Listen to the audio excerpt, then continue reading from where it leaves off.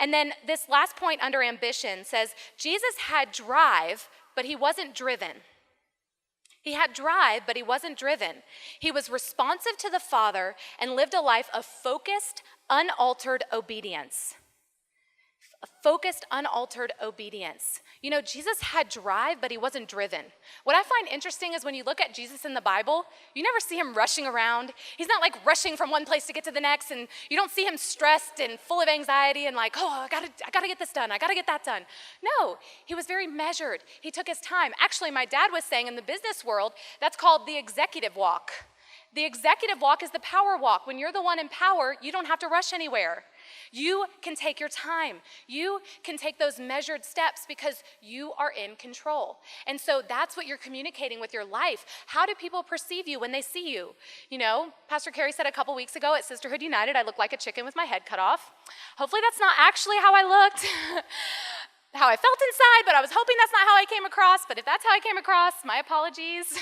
But it's important that when we do have a lot on our plate, we do have a lot to accomplish, you've got to be interruptible. You've got to allow the Holy Spirit to interrupt you if need be. For example, even when Jesus was in the crowd, it says when the woman of issue of blood came, it said he was followed and pressed. He was in the crowd and he was followed and pressed from every side. And yet when he felt the Holy Spirit, he stopped. And that's what we've got to be able to do. You can be followed and pressed. You can be pressed from every side. But when you feel the Holy Spirit, you've got to stop. And you know what that takes? It takes, what did it say? Responsive to the Father. What did Jesus do? He got alone and prayed with God in the morning. He listened to God's voice. And so when he felt the Holy Spirit, he knew it was the Holy Spirit. He knew it was God. He knew the Father's voice. Jesus was the Son of God, and yet he still got alone with God. He set the example for our prayer life. We have got to set aside that time in the morning or whenever you can to listen to the Father's voice, because how many of you know we hear a lot of voices throughout the day?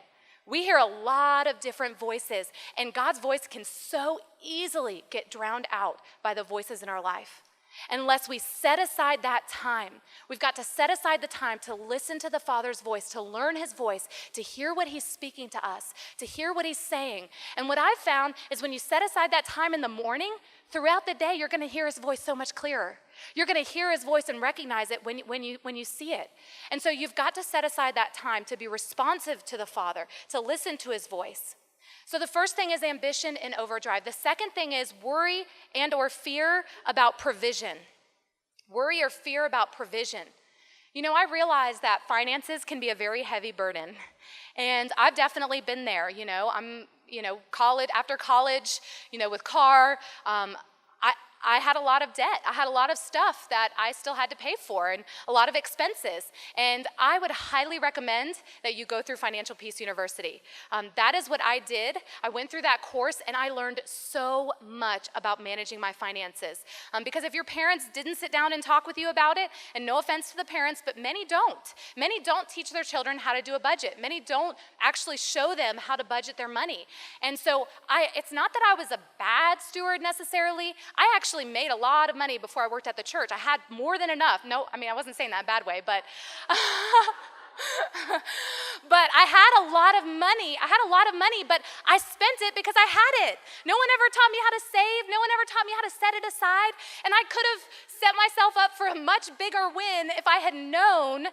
And honestly, I wouldn't have been able to take the job at the church if I had not gone through Financial Peace University. I'm being 100% honest. I would not have been able to afford it.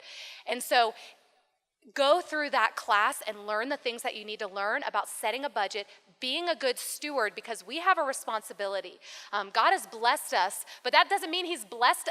When you get money, I think sometimes we have this mentality. God's blessed me with all this money, so as long as I tithe, I can spend everything else I want. As long as I tithe, I can spend whatever I want. If I want it, I'm going to buy it. If I have the money, then this is a blessing from God. Okay, that's a blessing from you. That's something that you decided to bless yourself with, okay? You can say it's a blessing from God, but you blessed yourself. Let's be honest, okay? We need to start praying more about what we're purchasing and what we're spending on ourselves. We're not called to spend all of our money on ourselves, okay? And so take that more sincerely. And a lot of times, and that's what actually caused a lot of worry and fear about provision, because honestly, before when I had that job, I thought, this is really what I thought. God has always provided for me, so I never worry. I just spend whatever I want, and God always provides. Horrible mentality, okay? Good mentality in some ways, yes, God always provides. Yes, I'm going to trust in him, but bad mentality that I can spend whatever I want because I'm trusting in God, okay? Does that make sense? And so go through Financial Peace University, learn how to budget your money, and also sometimes when you start keeping better track of your money, it actually can make you more anxious because you see how much you really have or don't have, and you start to think, okay, I see how much is in the account, and I see this, and I see that. And we're going to talk about finances later on, but the number one thing, let go of that fear and that worry. You've got to trust God with your finances, give him the tithe, give him what is his, and trust God to provide the rest. And don't let fear and worry take over your life. You can't worry about it. You've got to learn to let it go. You've got to learn to give that to God, because that's an extra yoke that you don't have to carry. That's an extra burden that you shouldn't have to carry. And then the third thing is unchecked perfectionism. Unchecked perfectionism. You know, there's a difference between perfectionism and excellence. And perfectionism says it has to be perfect.